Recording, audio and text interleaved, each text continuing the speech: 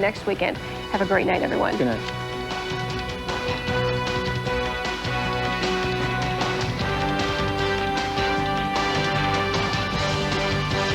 This segment of Sports Extra is brought to you by Wester Ford, New York State's largest volume Ford dealers.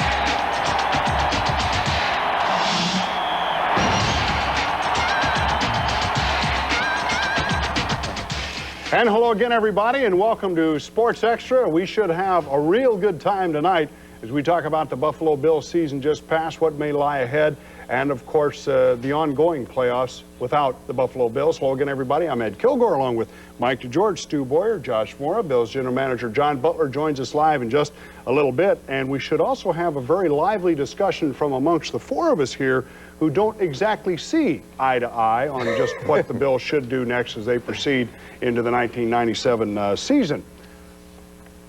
Well, an AFC team may win the Super Bowl this year, but as you well know, it's not going to be the Bills. Denver and New England awaited the winner of today's Indianapolis at Pittsburgh wildcard game. Would this be a replay of last year's down to the final play AFC Championship game? Colts quarterback Jim Harbaugh gets off to a very rough start, a chipped tooth and a bloody chin early. The Steelers have things in control, but up 13-0 second quarter. Mike Tomczak intercepted by Eugene McDaniel, and the Colts actually have a 14-13 halftime lead after another interception by Tomczak, but then the Steelers drive 91 yards. Jerome Bettis crashing in to start that third quarter. Controversy then. It appears Carnell Lake is offside. No flag here. Marshall Faulk fumbles deep in Colt territory. The Steelers are in business again, and Cordell Stewart here. Is he going to pass? Is he going to run? You know he's not going to pass because he doesn't have to do it all day. He splits a little time with Tomczak. Easy win for the Steelers, 42-14, as they hold the Colts to 22 yards in the second half. And how does Slash Stewart feel about alternating with Tomczak? Last week, before the game started, I was kind of on the jittery side. You know, that was my first week actually having an opportunity to get back up into the swing of things of being a quarterback. And this week, I pretty much was more familiar with what I had to do because I knew my situation. I knew if I would have gotten in there, I had to take my time, be more poised, and just let things happen instead of try to go up in there and try to be a hero. All right, well, Stewart didn't have to throw any passes, didn't need to. His running ability helped the Steelers keep the ball away from the Colts, and as a result, the Steelers advanced to New England. Mike? NFC playoffs all week long. The talk centering on former 49er Ricky Watters, now playing with Philly. Watters back in San Fran this afternoon.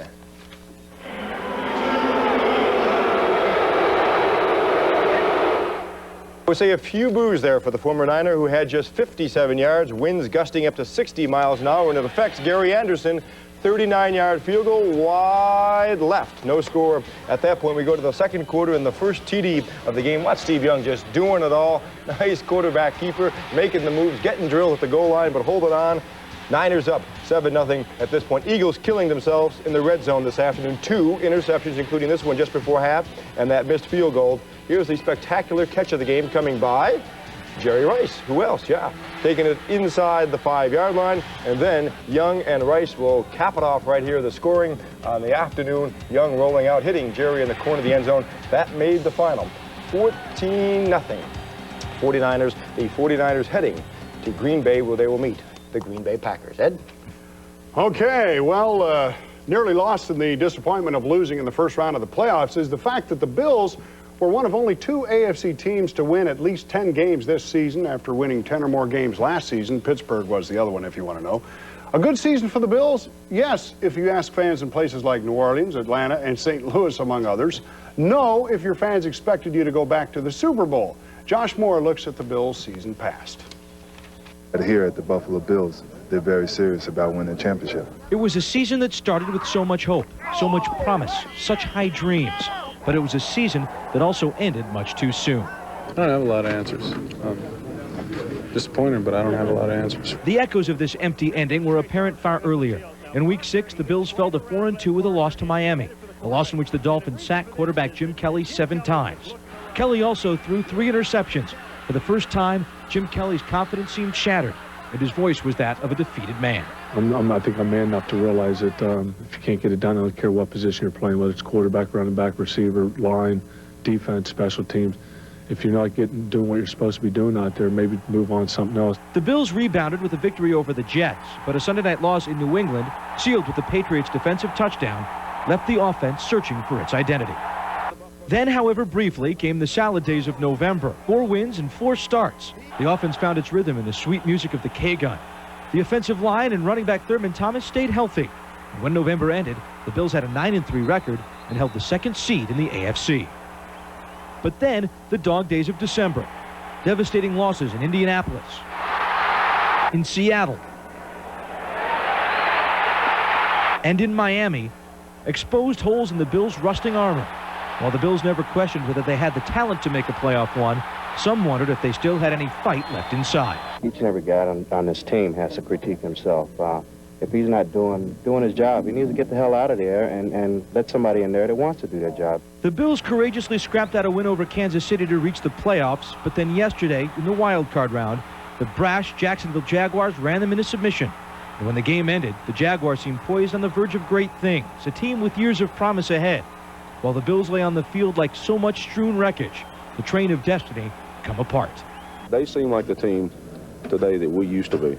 As the clock counted off its final seconds, one got the sense it was marking not just the end of a game, but also the end of an era. Though in the immediate aftermath of this season's shocking shortfall, no Bill wanted to face those questions just yet. We lost the game. It's a very bitter loss. Very honestly, maybe I said this after some others. I can't think of one that maybe hurts more than this, because I had hoped we'd advance. I wouldn't say it's the end of an era. No. Maybe not just yet. But the Bills are looking ahead to their most uncertain offseason in many years. The core faces we've known are weathered and wrinkled, and the wondrous things those faces have had the ability to provide seem far less in the future than the past. And so the question is, do you blow the whole thing up and start all over again, or do you kind of fine-tune a machine that's aging in certain places and hit some free agency, make some good moves, and try to go from there? I think we're going to get into that a little bit later on. I think it was. Yes, we will. Yeah, I think it was a disappointing season. I think when the season started, most people thought 10 or 11 wins would be good. I thought this team was good enough, though, to win maybe a playoff game or two. I think it's been a disappointing season. The season was, the way the season finished was a disappointment. I never expected the Bills to lose 3 straight in December to the teams that they lost to. That was a big disappointment. And yesterday, obviously, was also disappointing. I think when you look at where the team was built to start, the gamble was the front office built the team on the defense, fixed the holes in the defense, gambled that the quarterback and the running back had enough left to be every down players and make 1 run, maybe 2 runs for the Super Bowl. But it was clear as the season wore on from the injuries that Thurman Thomas and Jim Kelly suffered that maybe they don't have that ability anymore. And I'll talk about that in more detail a little later as well. Well, we will, and we'll talk about that. One of the things, though, that I would like to point out here, there is the tendency the day after a loss like this, a playoff loss, especially from the fans and the media, to overreact. And yes, should there be changes made? Absolutely. But one thing I want to remind you of here, and that is, after the Bills lost that wild card game, or won the wild card game against the Houston Oilers back in '92, and that's a game, by the way, only because of an idiotic move by the defensive coordinator of the Oilers. The Bills should never have even been back in that game. They came back to win that game, a game they should have lost. And, of course, won on the road at Pittsburgh and Miami, went on to another Super Bowl. Had they lost that wild card game, I'm sure we would have been hearing many of the same things we are right now. Now, different times, but, again, that's the way we're looking at it. Stu, how about a little hockey news? That's a very valid point, Ed. The Sabres off tonight. They're home New Year's Eve against New Jersey. In the NHL tonight, Hartford at Chicago. This is action in the first period. The Whalers getting a good bounce here. Andrew Castles fires it home for a 1-0 Whaler lead. We move to the second period. Watch this nice pass by Nelson Emerson. Ooh, right there. Nice pass. And Jeff Sanderson blows it past Hackett. 3-1 Hartford. But the Blackhawks come back and do the Sabres a favor. And they beat Hartford 4-3. So running down the NHL scoreboard, it was Boston losing to St. Louis 4-2. Montreal beat Florida 2-1. Colorado over Dallas 3-2.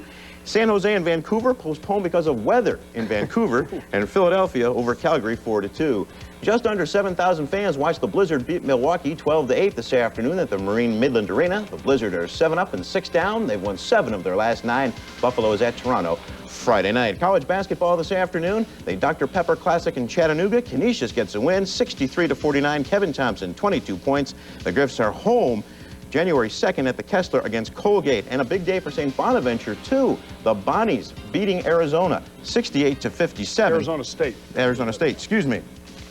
Last night, okay, 68-57. Tim Wynn with 15 points. They're home, or at Virginia Tech on January 2nd. And UB this afternoon losing in the Toledo MVP Classic at Toledo in the first round to Dartmouth, 64-44. So UB only mustering 44 points. Not a good day for those Bulls. And how did those Bulls beat those Bonnies? We're still trying to figure that one out. Miracle shots, I think. I guess so. But anyway, talking about a guy that's going to be on the hot seat here, Bills general manager John Butler joins us next. We'll see how he feels about the future of the Buffalo Bills. That's coming right up.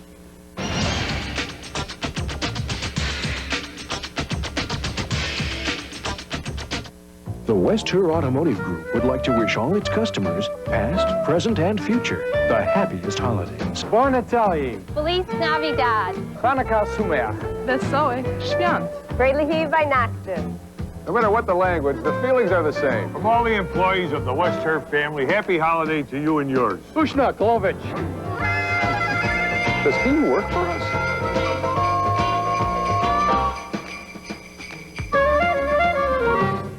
This weekend on Entertainment Tonight. I promise I'll never leave you. I will love you forever. Hollywood is in love with romance. See how the hottest stars are heating things up for the holidays. Then join us in the Bahamas as 2 bikini-clad Baywatch babes highlight a sizzling swimwear photo shoot. Plus, ex-heavyweight champ George Foreman's secret to knocking off excess pounds. It's all this weekend on Entertainment Tonight. Sunday night at 12:30 on NBC2. What would you do with $1 million, Western New York? NBC2, The Finish Line, and Logo Athletic present the special Big Return Contest. It works like this. If the opening kickoff of Super Bowl 31 is returned for a touchdown, then you win big. First, register at any of these area sponsor locations. Then wait for the drawing on January 20th. The grand prize winner goes to Super Bowl 31 in New Orleans and witnesses the big kickoff personally. Others will win Super Bowl jackets and hats. The $1 million Big Return. It can change your life.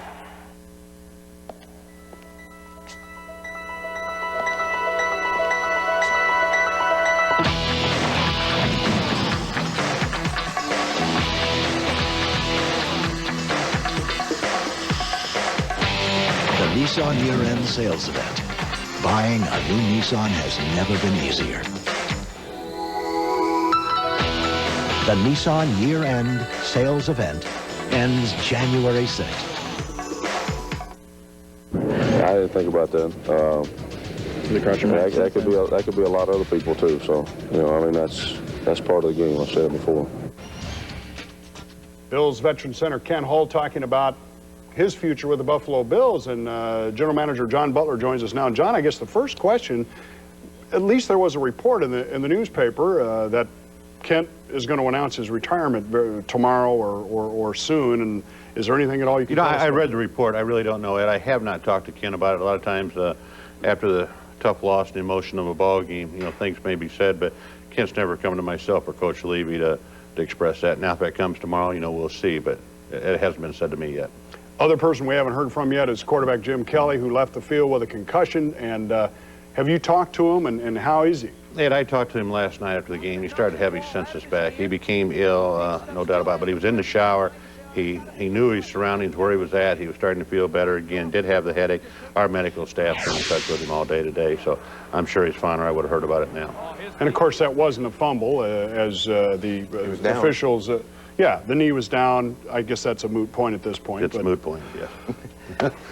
Somebody else had but it was down. Yeah. We had to get that out of you, John. But, John, I guess I'll start this. And there has been all kinds of talk by fans, media, end of an era. I know that's a catchphrase you just hate to hear. There are a core of veteran players here who have been to 4 Super Bowls, and we know who there are. Is this a team, though, you feel has to have some major changes at key spots, or is it something that through free agency and the draft and other things that you think you can turn around and get this team maybe back to another Super Bowl? Well, each and every year you have to do adjustment to the team. You know, that takes place each and every offseason, no doubt about it. I guess the question I have, I don't really understand what this error means. Is it, I mean, we're no good anymore, we can't play, we don't know how to win? See, I don't believe in that right now. The end of an era, maybe, you know, on some personnel or people like that, if they want to talk that way. But it kind of really upsets me when I hear that, because that tells me that the respect for this great football team isn't really there the way I'd like to have it, or all of a sudden we're going to quit working, or we're not going to put forth the effort to try to be champions. This is a team this year did win 10 games. They accomplished one goal, being the playoff. 18 other teams went home. This team went to the playoffs. So that kind of bothers me. So all I can say, there'll be things that we sit down during the off season and start evaluating and look at, and whatever changes need to be made, of course we'll work on that. But as far as an error is concerned, we're going to do everything in our power to come right back out next year and win the whole thing. John, I think when they talk about the end of an era, maybe they're talking about the age and the productivity of those core players, and you would have to admit that those guys, a lot of them are getting up in age. Getting up in age is one thing, Mike. Production's still another thing. You really have to sit down and evaluate that to see if they really still have the ability to perform at a championship level. But the core of our teams won a lot of football games and kept us on top of the league for a long time. So before we just arbitrarily just put them aside, a lot of study and thought has to go into that. John, is there a beginning of a change in an offensive philosophy that started this year away from the K-gun? And assuming that Jim will be back next year, would that no longer, do you think, be the team's primary offense in order to help protect him more and shore up the offensive line? Sure. You know, it really all depends on who the personnel is, but I do really believe there'll be some offensive change, no doubt about it. No one wants to hear it, but people have caught up with the K-gun. I mean, you've seen us struggle with it this year. You know, it's something now when especially people in our divisions had a long time to study. They understand it well and they defense it well. So to really help our football team and give them a chance offensive-wise, we have to be able to do other things. And that's so incumbent on us to get that started next year, no doubt about it. If Kent Holt does retire, is either Jerry Ostrowski or Dusty Ziegler the man to succeed him, or is he not yet on the roster? Really don't know. Still really don't know. We have to sit down. You know, Coach Bresnahan will have to really give us his whole thought to it, who he would feel would be the best person. The Dusty Ziegler that has played it before in college. Would it be a Jerry Ostrowski? Would it be a draft choice? Would it be via free agency? All this really is not known quite yet. John, one of the things, the reasons the Bills have been so successful in the playoffs over the past few years is they've been able to stop the, well, not always stop the run. Yeah. I guess your first Super Bowl team wasn't that adroit against the New York Giants, unfortunately, but you've been able to run the football very well. Thurman isn't as healthy as he was. He's getting dinged up a little more. Right. Derek Holmes has had a disappointing season. I'm sure you would admit that. What is the future of Thurman now? I mean, is he a guy that you can still count on as being a primary back? Do you maybe now look a little higher in the draft to bring in a good young running back that can kind of take it up from there? Well, to answer that, I really feel, I've always felt this year, a running back would be a high priority in the draft, no doubt about it. No matter if Thurman could come back and perform at the level he has in the past. Again, Thurman rushed for over 1,000 yards this year, performed quite well, and we all know the last 4 or 5 games he has been dinged up pretty good with the ankle. During a 4-game stretch or so, and prior to that, when he was healthy, he performed quite well, as did our offensive line. We've had a lot of things go bad on offense this year, so, you know, I just don't like to just swish somebody on the table. It's just been a great one, and somebody's going to be walking in the Hall of Fame to Canton one of these days. I still feel he could be very productive in a lot of ways. A lot of it's up to Thurman, too, how much punishment he wants to take right now. But again, getting back to the need there, that's something I know we're going to have to address via the draft. John, but from a management standpoint, and I think maybe the Niners have proven this over the years, you really can't allow sentiment really to get in the way when you're making some of these decisions. No, you can't. That's the tough part of it. You do fall in love with your players. They've done so much for you. People's asked me what the toughest part of this job is, and I said to say goodbye to people. That's the toughest and hardest thing to do, and that's going to have to take place and will take place. That's part of the business.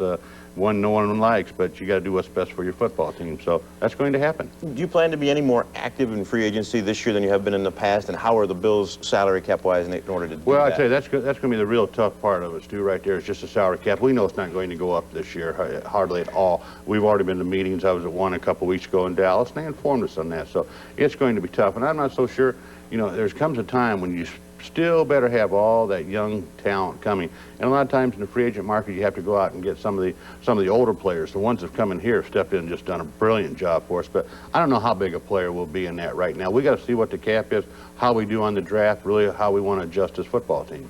Well, one of Al Davis's predictions, it didn't come true, I guess. He thought that salary cap would be doubled. I guess Al just missed another one there. Well, he's talking, I guess, when the new TV contract comes in, but that could be 98 or 99. That's years down the road yet. Well, the one thing we need to get to here is Bruce Smith.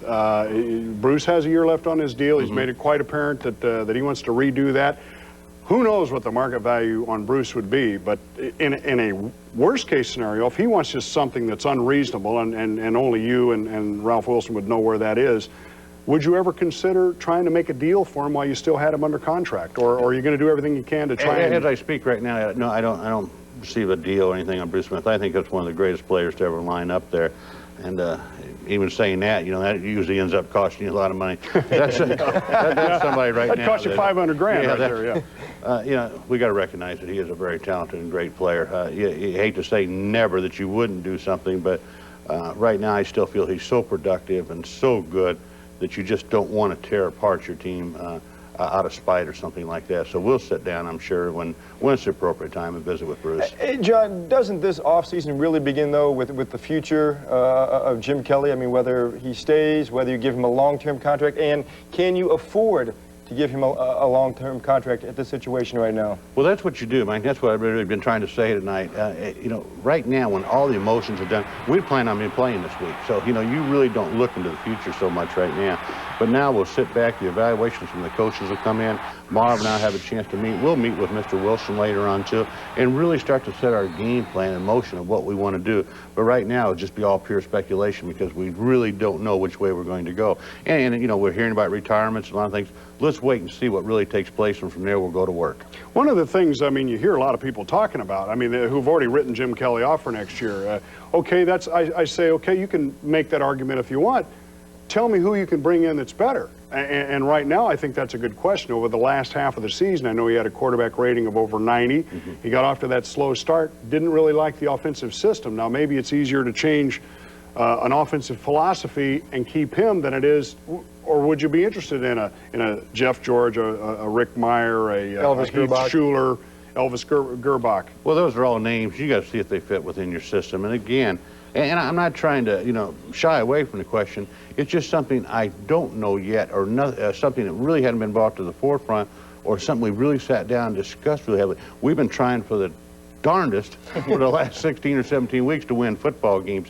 And we've always found if you start to worry about personnel now or what you're going to do, then you're taking your whole mind off the goal. There is a time and place for those type of situations, and that's coming right now. Our season has concluded, and that will be a lot of our work besides our scouting that's taking place right now will be what we're going to do as far as personnel is concerned. One last quick question. Sure. What's the strongest area of the draft this year? Right now, as I look at it, offensive line seems to be very good. Running back, as we just talked about earlier tonight, I think has some really good depth in it. You really don't know yet totally until all the juniors really announced by January 11th coming out, just if other positions will be well strengthened too. But those two right now jump out at me as strong. All right. Well, John, it's going to be an interesting off-season. Thanks for stopping by tonight, partner, and best of luck. Sure. Thank you. And I'll call you when we need some help, too. All right. Well, we have plenty of suggestions, and I know our viewers have plenty of them, too. Up next, we'll have some thoughts of our own about the future direction of the Bills, and we'll also have a look at some of the great moments in sports around Western New York in 1996. That's coming up a little later.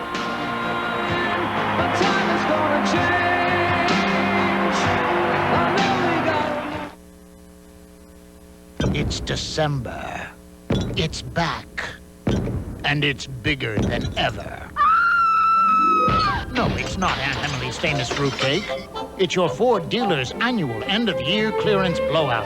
Get moving and get $1,000 cash back on a new Taurus or $1,000 back on a new Escort, whether you buy or red carpet lease. Better hurry, because some things last forever. But on January 3rd, this deal is done. Collecting coupons. It's 1 part perspiration, 2 parts expiration, so I'm cutting them out. For good.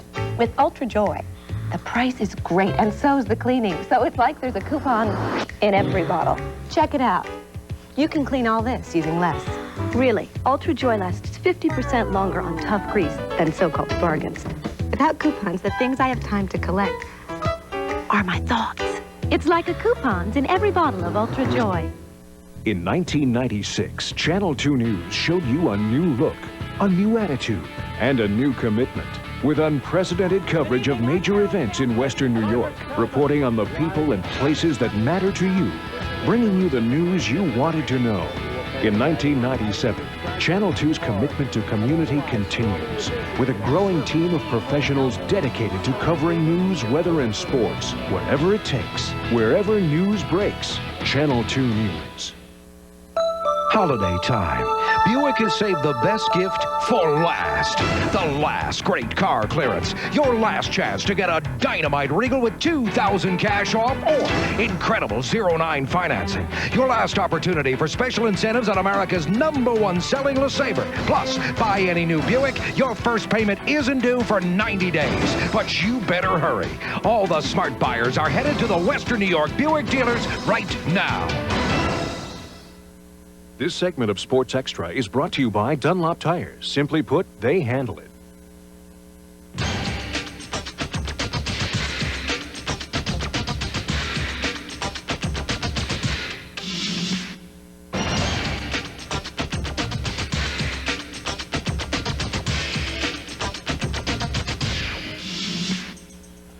You know, looking at those matchups, I know you guys don't agree with this, but Denver better be ready for Jacksonville. That team can play. Now, we did something kind of unusual. All of us wrote down what we think our top 3 priorities for the Buffalo Bills next season and beyond are. None of us looked at what the other guys wrote down. So let's take a look at Ed's priorities, okay? Number 1, offensive line. I think that's where it all starts. That was by far the biggest disappointment of the season in my eyes, and that's something the Bills have to address. There are some free agents out there that might be able to help. Maybe some personnel shuffling there could help some way, somehow. Assuming, and in my mind, I think you have to bring Jim Kelly back for at least another season. He's the best thing you can get out there. Had that plus 90 rating over the second half. Maybe change the offensive direction a little bit, which gets to, this is tied now, the offensive coaches. I think you do have to go in another direction with that offensive coaching staff and system. That has to change, and I think that direction has to change, something that both they and Jim Kelly can live with. Get him more protection, get that running game going, which again gets back to the running back situation. I would like to see Thurman Thomas come back, but I do think you need to take a running back high in the draft, work him into the lineup, maybe alternate. Derek Holmes has been a disappointment, but again, he was a 7th-round draft pick, so there's a reason for that. So, Mike, what's your priority here? Okay, we're going to start with the same one because I also believe that the biggest disappointment this season was certainly the offensive line, and some changes will come there if Ken Hall retires. I think Reuben Brown had a tough sophomore season. I think you could see possibly 1 or 2 new tackles next season, depending on how they shuffle that offensive line. I also think the future of Jim Kelly and Thurman Thomas, and the question there is just how much longer the Bills management thinks these guys can go. We'll sit on the fence. Do they come back or do they stay? Now, I said they should stay. Now, what are you saying? One more year. Okay. For Jim Thurman, I'm not sure. We'll talk about that in a second. I think the offensive coaches, Brejnahan and Schaffner, I think both should be gone. All right, well, I'm on somewhat the same page as you guys. Take a look at mine. Alrighty. The first one is offensive line, and they all go hand in hand here. They got to fix the offensive line. I agree with Ed wholeheartedly. The biggest disappointment of the season was the play of the offensive line. And this is what I was insinuating with John about the change in the offensive philosophy. Go more to that power of football. Give Jim Kelly a chance to stand back there and protect him. The K-gun is just too risky for this team at this time. I think Thurman Thomas still can play football, but he can't get beat up the way he got beat up this year. And Bruce Smith is a priority. He's got to finish his career in a Bills uniform and go into Canton having played with just one team. Agree with you. Nobody insinuates the way you do, Stu. Well, just my opinion, yeah. My priorities all start with the premise that you've got a Super Bowl defense and that you want to win now, so you revamp the offense and then everything here is tied. Number 1, you get yourself a quarterback. I think Jim has done he lost a lot more games than he won this year. I don't think he can play 16 games in a full season anymore. I'm not sure that the coaches believe that Todd's the guy, so you get yourself the best free agent. Skill-wise, that's Jeff George. Head-wise and skill-wise, it's probably Eric Kramer, but I say you take the gamble, you go for Jeff George. Number 2, you need a running back for every down. I don't think Thurman can go every down anymore. He had a great first 10 or 11 weeks. I was I'm very much on his side. I'm so impressed by him as a football player. Nonetheless, the injuries mounted, and then third, the offensive line. And a lot of teams have had ability, or I should say have had success developing the offensive line through free agency. And there are some good ones out there, including Randall McDaniel of the Vikings, a guard who is available. You know, I think the situation... Intriguing, Josh, intriguing. Jeff George. Well, you know, I think the situation with Jim is, I mean... there's no question he's had a drop-off in play, and you can tie that into the offensive line and some other problems. But, I mean, with Jim, you cannot at this point, I think, guarantee money past 1 year. Big money past 1 year. Well, I don't think Jim's going to sign a one-year deal. You don't guarantee contracts in the National Football League anyway. John Elway signed like a 5-year deal. But believe me, he'll never finish that 5-year contract. I mean, this isn't like the NBA or Major League Baseball. They don't guarantee I just him don't think you go with Jim and Thurman past 1 more year. What's John Elway got this year that he's never had in the past? What's he got? A running game. Now, you give Jim Kelly the running game, and he can still play. No, I disagree with that. I don't see Kelly just match Elway at this point. I'm not saying in match Elway, but every successful quarterback has an outstanding running game. First of all, we know Jim has taken a pounding over the last 2 years, and he has just about no mobility. That goes to my other point. That's where the offensive philosophy comes in. But again, look at the numbers. Just look. Forget sentiment here. Look at the numbers. Happy New Year, guys.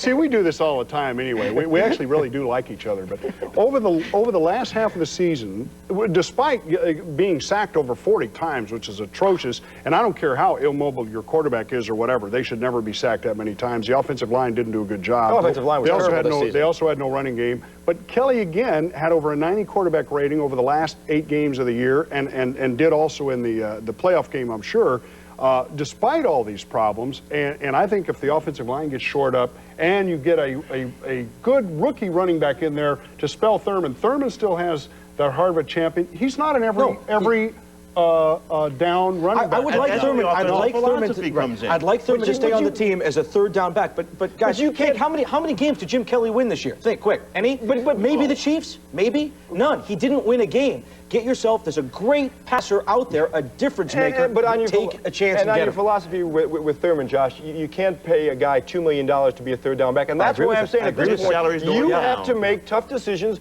with your core players. I mean, this is not a game at this point. This could affect the organization for years to come, and sentiment has to come out of it. I mean, you're looking at guys like Jim, Thurman, Steve, Ken. These guys are all up there. But you have to make decisions right now that are going to affect big time. Are they going to be better? See, you're being unfair because quarterbacks get too much credit and too much blame. When you come out and say, how many games did Jim Kelly win? What was the difference? Let me ask you this. Okay. What was the difference in the performance of Jim Kelly and Mark Brunell yesterday? Tell me what the difference was. Well, there's a lot of differences. Tell me what the... No, tell me. What were they? First of all, Brunell has scrambling ability, can create plays off the run. He's also got Jim can't do that anymore. He can't Mark Brunell made some plays. You know what the difference in the two Natron means, right? There you go. There you go. You're right. Jim had a very good game yesterday. You saw the story we did a few minutes ago. The whole season, made horrific mistakes. Yeah. Both players made horrific mistakes that resulted in touchdowns for the other team. Brunell made one. Kelly made one. The statistics, the passing yardage, all of that were almost equal, almost identical. But we're wrong to look at that one game as an indicator for whether we keep Jim or Thurman. I see you look at the whole season. Say Jim's done. If we decide to stay with Jim one more season, we decide to stay with Jim one more season. Right. Jerome Bettis is a free agent.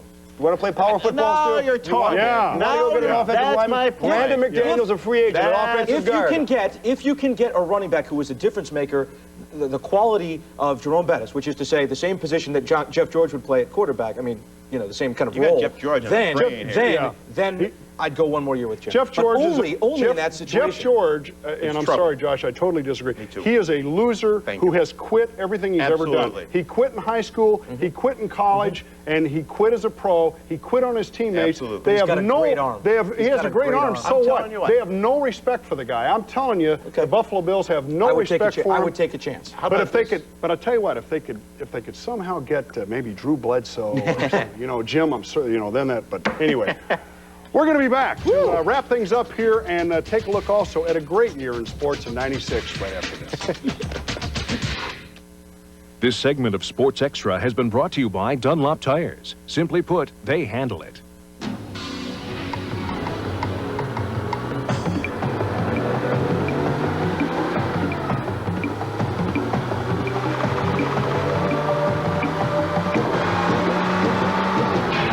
Sometimes, your day is filled with twists and turns.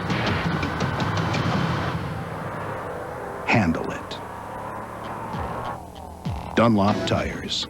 Made with pride in Western New York. The West Her Automotive Group would like to wish all its customers, past, present, and future, the happiest holidays. Buon Natale. Feliz Navidad. Hanukkah Sumeach. Wesołych Świąt. Friedliche Weihnachten. No matter what the language, the feelings are the same. From all the employees of the West Her family, happy holiday to you and yours. Ushna Klovich. Does he work for us?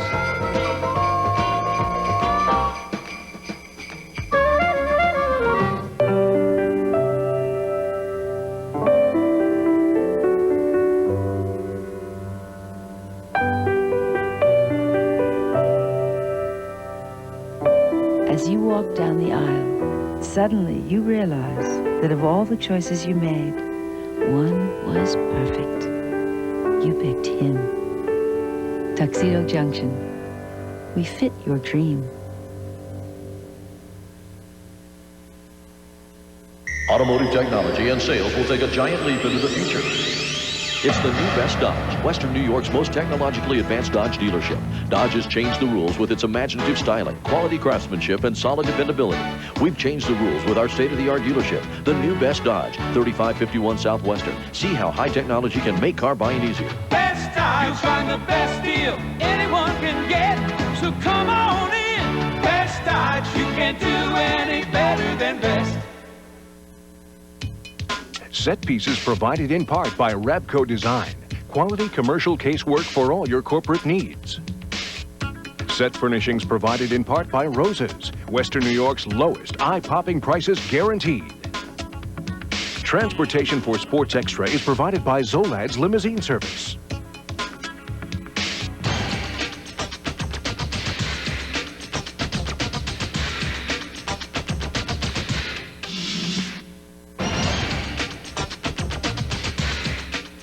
We did actually all agree on one thing to agree on. We let the defense kind of off the hook there. Maybe we'll get into them next week. Believe it or not, there were a great many exciting moments around Western New York's sports scene in 1996. Sports Extra producer Matt Gould has put together a look at some of those moments. Corner. Kelly able to get it away, and it's intercepted. Steelers get it back. Kirkland. As the Pittsburgh Steelers have defeated the Buffalo Bills 40-21.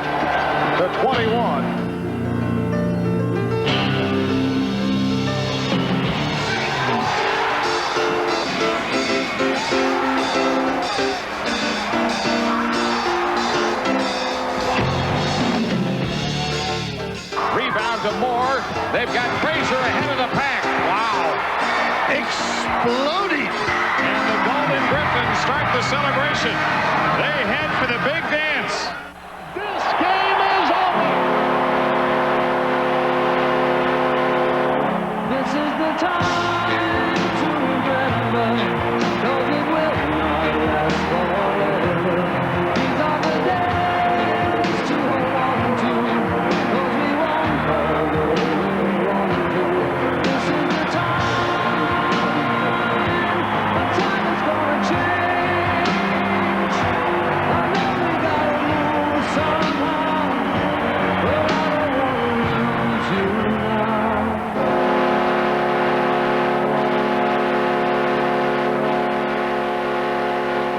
Farewell, old friend.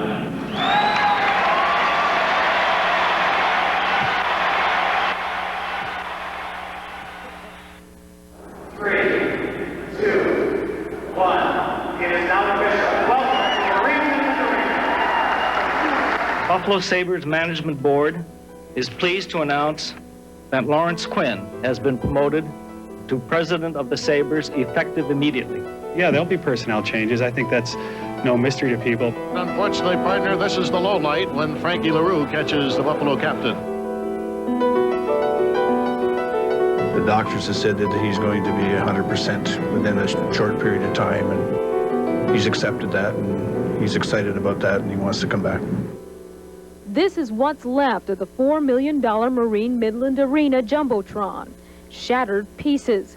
It appears as though one of the winches that is involved in lowering the scoreboard gave way.